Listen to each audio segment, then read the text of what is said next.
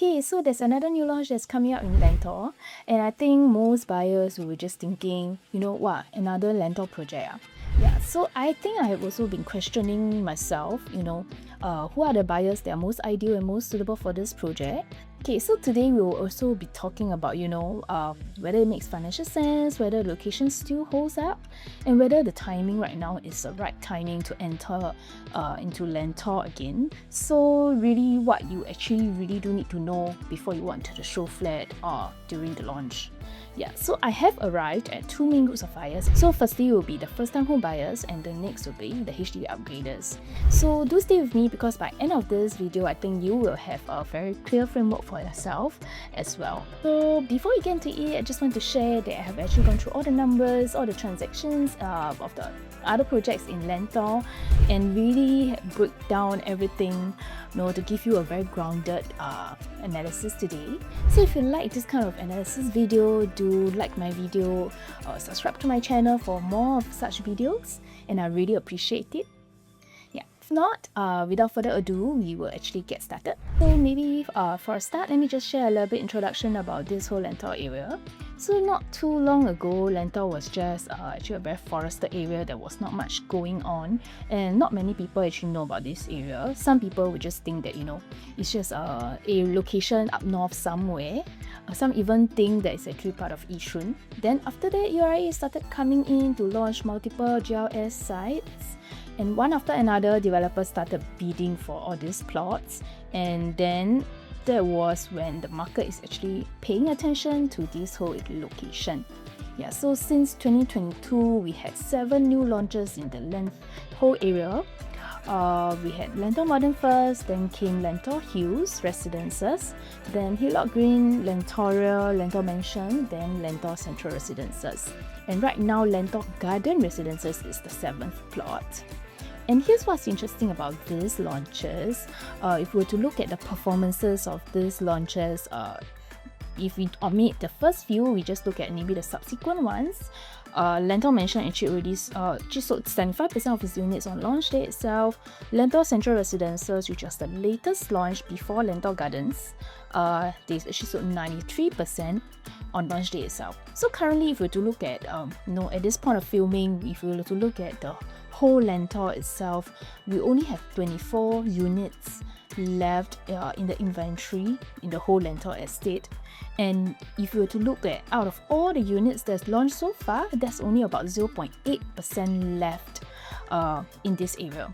So if you look at it, these are projects that not just they didn't just sit in the market, they actually moved within this past few years. Yeah, so the question isn't really whether Lentor is a real estate story. It's really currently are you still buying at the right point of time, and whether this project is really specifically something that you want to enter. Okay, so next let's just go through some facts about the project itself. So Lentor Garden Residence is going to be developed by Kingsford Development. It's a 99-year leasehold development sitting on about 222,000 square feet of land in District 26. So we are looking at about 499 units spreading across 4 blocks, ranging from 8 to 16 stories high. So unit mix itself, we are looking at 2-bedroom to all the way to 5-bedroom and even penthouse units. And on top of that, there's even 3 strata terrace units in this development, which is something very interesting and very rare because I think it's ideal for buyers who actually want something that has a landed view but do not need to pay the full and the price tag. Okay, so next, one thing to actually note is that this land cost is actually about $429 million, which works out to about 920 per square feet per plot ratio. So that's actually on the lower end in terms of the price that's bid for this cluster. So if you compare that to even some of the post-harmonized projects that were launched previously, they were also at a price that's closer to the $1,000 per square feet per plot ratio mark. Yeah, so I think in terms of price, Kingsford actually got it at a very, very reasonable land cost. So for buyers, you may want to take note because I think that also translates to the cost that you are actually going to pay for on launch day. And of course, I think Kingsford has also announced as well that, they are looking at prices starting from 2050 per square feet per plot ratio, which is honestly very, very attractive even for our OCR region. So that's something to actually take note as well. Okay, and also to add on to the point on the land cost, there was actually a subsequent Lentor Central plot that was launched after Lentor Gardens, and this plot was actually bidded at more than 1,002 per square feet per plot ratio. So today, if you were to compare between the land cost itself, that will eventually translate to the launch prices. If you are actually going to miss this plot today, you probably eventually will be paying a few $100s per square feet more than what you are seeing today at this plot at Lentor Gardens. So that's something for you buyers to actually keep in mind as well. Okay, next, I just want to go into the livability factors of this project, which is something that I feel is actually very unique to this area itself, because we are actually located within New Township, but we actually can enjoy a lot of the amenities from this mature estate that we're just right next to. Yeah, so I think for buyers, especially those that I've identified, the HDB upgraders and also the first-time homeowners who are looking especially to stay beyond 10 years, a longer horizon, I think these are the factors that you probably have to take into account as well for your family planning. So firstly, the MRT. So Lentor Garden Residence is actually within close proximity to Lentor MRT station, which sits along the Thomson-East coastline. So the Thomson-East coastline honestly is quite a big deal. Many may argue that actually it's the best line in Singapore because it actually links up a lot of places that used to be not accessible with car or MRT. Like the Great Wall, the East Coast area, like Tanjong Katong, Joo Chiat area. But right now, today, it becomes a lot more accessible because of Thomson-East coastline. So this is actually a line that links from the north area down to the south and all the way to the east side as well. So I think this is something that a lot of people will actually enjoy in terms of convenience. So in terms of the importance of connectivity and convenience, I just want to actually share a very real example. I actually spoke to a family who used to stay really near to Bishan MRT, and they upgraded to a condo that's further from the MRT station itself a few years ago. So after I actually asked them how did they find it, I think something that they really highlighted is they actually regretted factoring in that further distance when they were actually doing the upgrade. They thought that maybe it doesn't matter, but actually because of the weather and because it is a daily commute for them, it becomes a little bit of a frustration.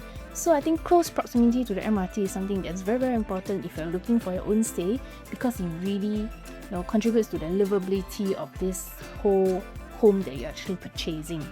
Okay, next will be the schools. So I think especially for HDB upgraders who already have children who are reaching the age to go to schools, primary schools, or even first-time homeowners who actually are planning to actually form a family in this location, the school is definitely something that you have to actually factor in when you actually do your planning on whether and also considering whether you want to purchase a unit in this location.